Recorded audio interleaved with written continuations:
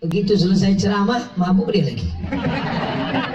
Tapi ada orang-orang yang dia melarang kemungkaran bukan dengan tangannya, bukan dengan ceramahnya, tapi dia melarang kemungkaran dengan tanda tangannya. Peraturan bupati yang minum khamar dicambuk 40 kali pakai pelepah sawit. Setuju? Dalam kurung sama duri-durinya sekalian. Barulah keren kan? Tangkap, tak juga mempan, sama brondol-brondolnya timpakan sekalian. Kira-kira mana yang lebih efektif nahi mungkar? Lewat ceramah atau lewat tanda tangan penguasa? Lewat kekuasaan yang ada di tangan penguasa. Itulah agaknya mengapa sekarang orang banyak mau jadi penguasa. Kita jangan susun, kita jangan marah, karena mereka ingin beramar ma'ruf nahi mungkar. Sekarang banyak masyarakat yang heran, apa ini orang ini sampai gantung-gantungkan foto ke pohon kayu. Malam ini saya kasih tahu rahasianya. Mereka ingin amar ma'ruf nahi mungkar. Jangan suuzon, kita tengok aja nanti. Saudara yang dimuliakan Allah Subhanahu wa Ta'ala, ternyata di akhirat nanti panas. Tidak ada atap yang menaungi, tidak ada tenda. Sab'atun yuzilluhumullah, ada 7 golongan yang akan mendapatkan naungan atap di padang mahsyar. Yauma la zilla illa zilluh, hari itu tak ada naungan kecuali naungan Allah. Siapa itu? Yang mendapat naungan 7, tapi yang pertama dapat naungan adalah Al-Imamul Adil, pemimpin yang adil. Di Aceh Jaya ini yang pertama mendapat naungan bukan ustadz. Yang pertama mendapatkan naungan di padang mahsyar adalah Bupati Aceh Jaya. Wakilnya sama juga. Pak saya kita satu grup. Kapolres dengan Dandim Forkompinda, komunikasi pimpinan daerah, kepala dinas, kepala badan, kepala cabang, kepala kantor, mau ada kepala ada pejabat. Begitulah enaknya jadi pejabat. Di akhirat dapat naungan, di dunia dapat fasilitas, mobil dinas, rumah dinas, bini dinas.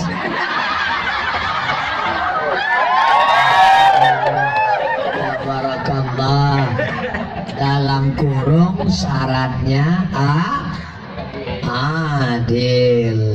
Tapi kalau tak adil, dia duluan masuk neraka jahanam. Saudara yang dimuliakan Allah Subhanahu wa Ta'ala, oleh sebab itu kenapa bisa Isra Mi'raj malam ini? Ini semua adalah karena pemimpin yang adil. Andai engkau punya doa, doanya makbul, tapi yang boleh diminta cuma satu. Aku berikan kau doa makbul, tapi doanya tak banyak, satu saja. Apa yang kau minta? Jangan minta istri soleha, karena yang dapat nikmatnya cuma kau saja. Tetanggamu cuma ngeces nih. Lalu apa yang kau mintakan? Mintalah pemimpin yang adil. Kalau kau dapat pemimpin yang adil, kebetulan dia bupati, satu kabupaten dapat nikmatnya. Kebetulan dia gubernur, satu provinsi dapat nikmatnya. Udah cukup sampai situ. Nanti kalau dilanjutkan bermasalah ceramah gitu. Saudara yang dimuliakan Allah Subhanahu wa Ta'ala, Ustadz Somad hanya ceramah, pakailah jilbab, pakailah jilbab, pakai jilbab. Yang diceramahi laki-laki. Tapi ada orang-orang yang tidak berceramah, mulutnya tidak pernah ngomong, tapi cukup dengan tanda tangan peraturan daerah. Kenapa jilbabnya jatuh? Kalau di tempat saya namanya perda, peraturan daerah. Kalau di Nangro Aceh Darussalam namanya kanon. Kanon itu dari bahasa Arab, konon. Konon artinya undang-undang. Konon, undang-undang. Datang orang Inggris, the canon. Karena dia tak bisa bilang kok banyak lemak babi di leher. Nanti makan babi tersinggung. Saudaraku yang dimuliakan Allah Subhanahu wa taala, konon, undang-undang. Mereka buat undang-undang. Selama menginjakkan kaki di bumi Nangro Aceh Darussalam, maka memakai jilbab. Bisa apa tak bisa? Bisa. Inilah amar ma'ruf nahi mungkar yang luar biasa dengan kekuasaan. Maka segenggam kekuasaan dipinjamkan Allah ke tanganmu, pakailah untuk menolong agama Allah. In tansurullah, kalau kau tolong agama Allah, yansurkum, Allah akan menolong engkau pada saat tak ada bisa menolong. Yauma yafirul mar'u min akhi, saudara kandung tak bisa menolong. Orang kembar dalam satu perut ibunya, berdua dia di dalam 9 bulan 10 hari. Begitu lahir pun tak bisa dua sekalian. Lahir tetap satu-satu. Ustaz tahu dari mana? Orang cerita, saya tak tahu. Ternyata orang kembar lahirnya satu-satu. Nasibnya beda-beda. Bininya beda orang. Dan anak yang sudah lahir bingung yang mana emak saya. Ada videonya kemarin orang ngirim WhatsApp. Tapi di dunia bersama. Katanya orang yang kembar itu kalau satu berdenyut jantungnya, yang satu kontak, yang satu kesetrum listrik, yang satu bergetar. Tapi di akhirat saudaraku tetap menghadap Allah sendiri-sendiri. Yang dibawa hanyalah iman dan amal soleh. Tapi apa mau dikata? Sombong, angkuh, egois, tak mau mengajak orang. Sholat sendiri saja, puasa sendiri saja, zakat sendiri saja. Dalam Islam diajarkan jangan egois, jangan angkuh, jangan sombong. La yadkhulul jannah, tak masuk surga man kana fi qalbihi, siapa yang dalam hatinya mithqala habbatin min khardalin min kibrin, ada sombong sebesar biji sawi. Maka peringatan Isra Mi'raj malam ini, orang Islam di Aceh Jaya ingin supaya kebaikan, ma'ruf, amar ma'ruf nahi mungkar ditebarkan satu kabupaten. Tapi yang lain yang hadir malam ini kan tidak satu kabupaten, Pak Ustaz. Malam ini yang hadir tidak satu kabupaten, tapi Pemda merekam acara ini dan mereka akan upload ke youtube.com. Maka mereka sebarkan, bukan cuma Kabupaten Aceh Jaya, kabupaten-kabupaten lain pun mendapatkan nikmatnya. Amin.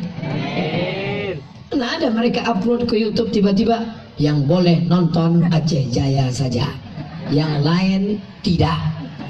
Mereka tidak egois, mereka tidak mengkapling-kapling kebaikan. Makanya zaman Nabi dulu ada orang berdoa, apa doa dia? Allahumma rahamni wa Muhammadan wa la tarham ma'ana ahadan. Ya Allah, rahmati aku dan Muhammad, yang lain jangan. Kata Nabi, jangan begitu. Kalau kau berdoa jangan cuma kau saja, berdoa untuk yang lain, berdoa untuk orang banyak. Itulah mengapa nanti kalau habis Isra Mi'raj, ini bulan Rajab, habis Isra Mi'raj masuk Sya'ban, ramai lagi. Apa acaranya? Malam nisfu Sya'ban. Habis nisfu Sya'ban masuk Ramadan, ramai lagi. Apa acaranya? Nuzulul Quran. Habis Ramadan ramai lagi. Apa acaranya? Halal bi halal. habis halal bihalal, ramai lagi. Apa acaranya? Melepas jamaah haji. Bapak store ONH berapa? 2017. Berangkat tahun 2031. Malaikat maut datang 2030. Mudah-mudahan yang sudah store segera berangkat. Amin. Ada yang berangkat ke Makkah, ada yang berangkat sampai Cengkareng aja. Namanya Haji Cengkareng. Habis melepas jamaah haji, masuk menyambut 1 Muharram. Muharram, Safar, Rabiul Awal. Habis itu masuk Maulid lagi. Apa gunanya tablik akbar ramai-ramai lagi di halaman kantor bupati? Halaman kantor bupati kan? Saya takutnya salah ngomong ceramah, jangan nganggu aja. Biar aja salah, yang penting cepat selesai. Malam ini udah ngantuk kita udah. Saya biasanya ceramah 60 menit sesuai yang tertulis di botol 600 ml. Cuman saya bingung tadi, tak dikasih air, kelapa muda dikasih. Pokoknya malam ini saya ceramah, saya tengok dulu. Ada jamaah 2 orang menguap berhenti.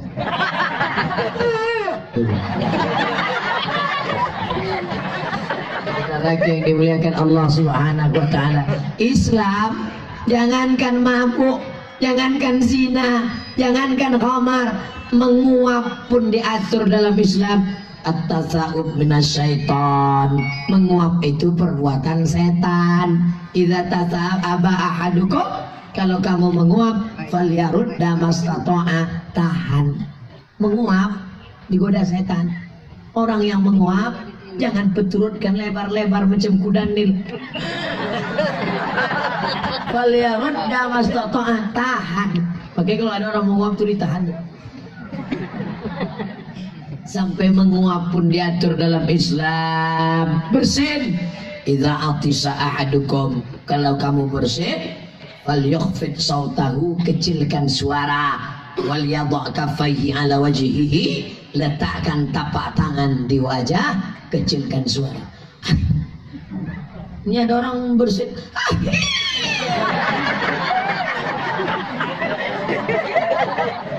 Islam mengatur sekecil-kecilnya. Sampai-sampai Islam mengatur masalah menguap, mengatur masalah bersin. Kalau masalah menguap dan bersin diatur dalam amar ma'ruf nahi mungkar, apalagi masalah seks, apalagi masalah pergaulan bebas. Itulah yang ditunjukkan Allah dalam peristiwa Isra dan Mi'raj. Ayatnya dibacakan qori kita tadi, Masya Allah, tabarakallah. Hilang daki-daki telinga mendengar suara. Suaranya merdu, makharijul hurufnya. Makanya waktu salaman tadi saya cium tangan qori kita. Mudah-mudahan saya dapat berkah, Insya Allah. Anak saya mudah-mudahan menjadi qori macam beliau, Insya Allah. Amin kan? Dia mau anak dia. Allah, betapa sejuknya hati. Udah nikah apa belum qori tadi? Belum. Jatah kalian ya tuh. Masya Allah, ada ibu-ibu polwan ternyata. Ibu-ibu polwan nih, ingat kita SIM belum diperpanjang. Bapak Ibu yang dimuliakan Allah Subhanahu wa Ta'ala, kira-kira mana yang paling besar jasanya dalam amar ma'ruf nahi mungkar? Ustadz apa polisi? Bingung menjawab kan? Nanti bilang ustadz, polisi tersinggung. Bilang polisi, ustadz pula merajuk. Saya cerita sedikit, habis cerita ini baru jawab. Boleh? Saya jadwal khutbah Jumat, sampai di masjid terlambat. Naik khotib, lambat saya datang, saya duduk di saf paling belakang. Anak-anak di belakang ribut.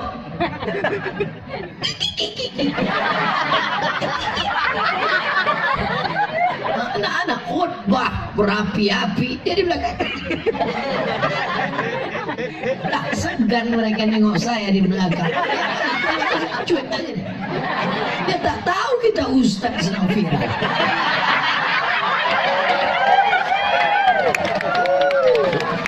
Kurang ajar anak-anak. Begitu tak lama setelah saya masuk polisi. Rupanya polisi lambat juga. Lebih lambat pula dari saya lagi. Karena mereka habis ada lalu lintas. Begitu masuk polisi, diam. Anak-anak itu diam. Ada polisi. Kira-kira mana yang lebih hebat peran dakwahnya, ustaz apa polisi? Ustaz masuk, mereka tak takut. Tapi begitu polisi, ada pistolnya. Oleh sebab itu, kita didik anak-anak kita hafal Quran, hafal hadis, paham Islam. Setelah itu dia jadi polisi. Dengan jabatan polisinya dia akan menolong agama Allah. Takbir. Dia akan jadi tentara. Dengan jabatan tentaranya dia akan menolong agama Allah, mengangkat derajat orang yang lemah, meninggikan syiar takbir Allahu Akbar. Jadi jangan bayangkan kalau sudah hijrah, sudah ikut pengajian, udahlah aku lepas saja seragam ini, aku sudah tak mau lagi aktif Pak Ustaz. Kenapa kau keluar? Memang udah pensiun Pak Ustaz. Tetap semangat. Jangan setelah hijrah pokoknya mau mati. Dulu ketika masih aktif semangat, semangat, semangat. Begitu ikut pengajian letoy, loyo, lesu, lunglai. Pokoknya mau mati aja. Kalau nampak kalian orang macam ini, bawa ke tepi sungai, atulah kan. Saudaraku yang dimuliakan Allah Subhanahu wa taala, khiyarukum fil jahiliyah, khiyarukum fil Islam. Sebelum hijrah semangat, setelah hijrah pun lebih semangat. Anak-anak muda yang belum hijrah bawa motor, setelah hijrah tetap laju. Bukan berarti sebelum hijrah kencang, setelah hijrah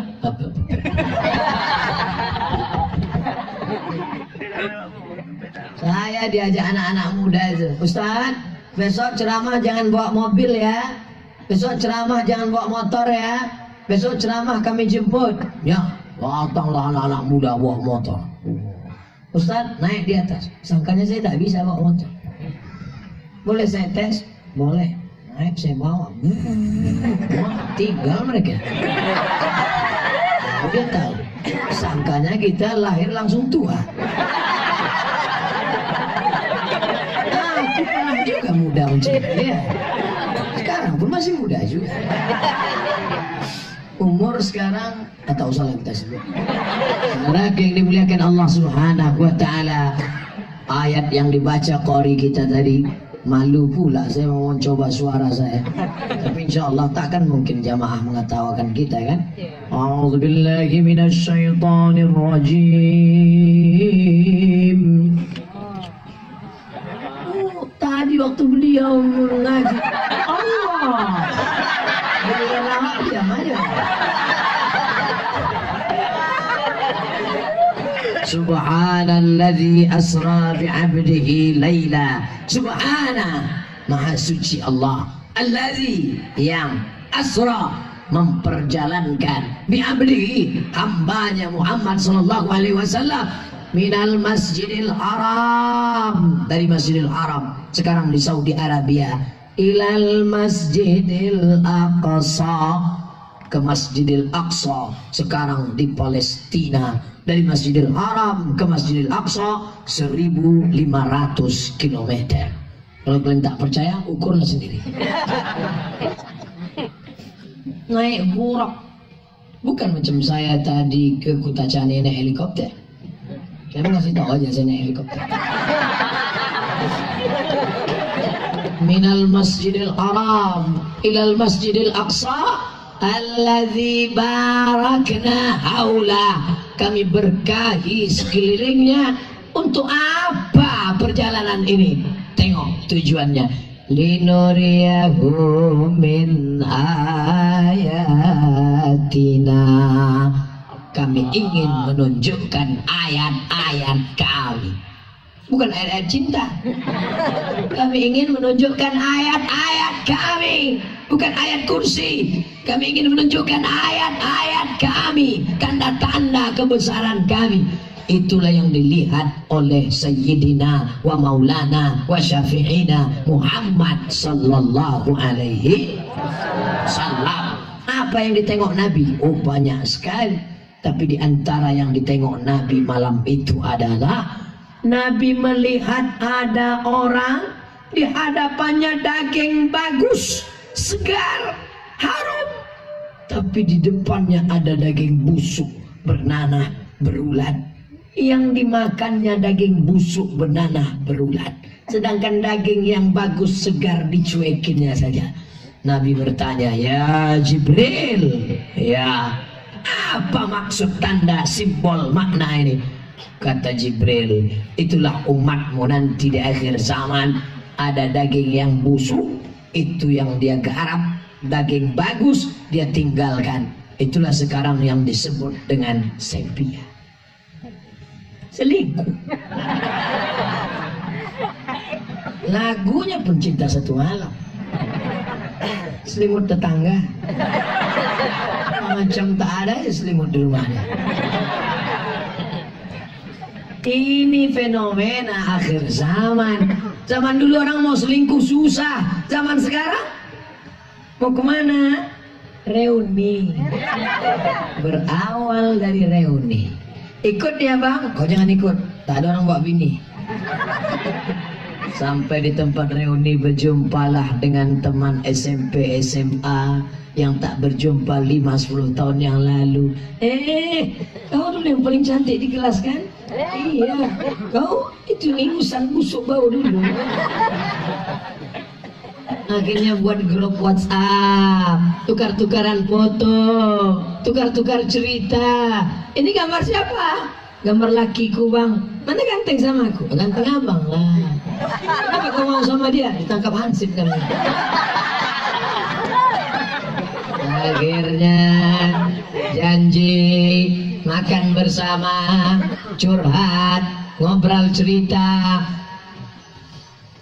makan bersama. Dan apa kata pepatah orang Inggris? No free lunch, tak ada makan siang yang gratis. Akhirnya berlanjutlah sampai akhirnya di tengah malam, jam 12 malam orang nelpon saya. Assalamualaikum Ustaz Somad. Waalaikumsalam.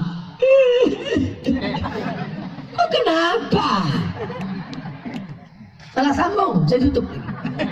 Assalamualaikum Ustaz Somad. Waalaikumsalam. Ini orang apa hantu? Kok kenapa? Saya selingkuh Pak Ustaz. Apa hubungannya sama aku? Gimana ceritanya kok bisa selingkuh? Saya cari nama mantan saya di FB, terus dapat. Setelah dapat, add friend. Setelah itu confirm. Setelah itu hai. Setelah itu Ustaz banyak kali menanya. Akhirnya kami jumpa, terjadilah apa yang terjadi Pak Ustaz. Nasi sudah jadi tai ayam. Hancur berkeping Pak Ustaz. Begitulah canggihnya teknologi FB, WhatsApp, Telegram, miligram, kilogram, Instagram. Tapi alhamdulillah di Aceh Jaya mereka pakai internet bukan untuk maksiat dan dosa, tapi dipakainya untuk menyebarkan. Hadirilah tabligh akbar Isra Mi'raj nanti malam jam 8, Ustadz datang jam setengah 12. Masya Allah, tabarakallah. Mudah-mudahan Allah senantiasa memberkahi masyarakat Aceh Jaya. Orang Aceh Jaya kenal Ustaz Somad dari mana? Bukan mereka ke Pekanbaru. Ustaz Somad pun jarang-jarang datang kemari. Dari mana mereka kenal? Dari www.youtube.com. Jangan lupa subscribe, like, and share. Artinya apa? Mereka melek internet Mereka tidak gaptek, tidak gagap teknologi, tapi dimanfaatkannya itu bukan untuk selingkuh, betul? Dimanfaatkannya untuk menebarkan kebaikan, dakwah, amar ma'ruf nahi munkar. Apa yang dikhawatirkan Nabi dulu 14 abad silam betul-betul terjadi sekarang dalam bentuk perselingkuhan yang luar biasa. Laki-lakinya senior, perempuannya pelakor. Senior senang istri orang, pelakor pengganggu laki orang. Dua-dua ini ditangkap oleh khusus, ada polisinya. Apa namanya? Polisi syariah.